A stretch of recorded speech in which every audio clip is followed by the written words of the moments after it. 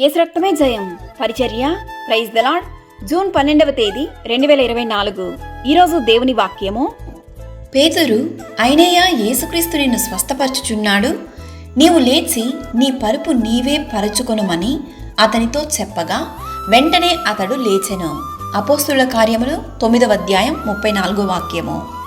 అవును క్రీస్తునందు ప్రియులారా, పేతురు సకల ప్రదేశములలో సంచారము చేయుచు లుద్దలో కాపురమున్నటువంటి పరిశుద్ధుల యొద్దకు వచ్చెను. అక్కడ పక్షవాయువు కలిగి 8 ఏండ్ల నుండి మంచం పట్టినటువంటి అయినయ్య అను ఒక మనుషుని చూచి ఇలా పలుకుచున్నాడు. నిజమే, పేతురు దేవుని యొక్క వాక్యము, దేవుని యొక్క శక్తి చేత నింపబడిన వానిగా, పరిశుద్ధాత్మ అభిషేకము చేత నింపబడినటువంటి పేతురు మాటకు ఇంత బలము దేవుడు ఇచ్చి ఉన్నాడు. మన నోటిలో చెప్పుచున్న మాటల ద్వారా దేవుడు గొప్ప కార్యములు చేయుచున్నాడు. అందుకే అయినయ్యను చూచి పేతురు అంటున్నటువంటి మాట, నీవు లేచి నీ పరుపు నెత్తుకొని వెళ్ళమని అతనితో చెప్పగా వెంటనే అతడు లేచెను. అనేకులు అతన్ని చూచి రక్షింపబడిరి. జీవ మరణములు నాలుక వశము అని దేవుని వాక్యం సెలవిస్తుంది. కావున దేవునిలో ఉండి మనం మాట్లాడే ప్రతి మాట దేవుడు ఆశీర్వదించును.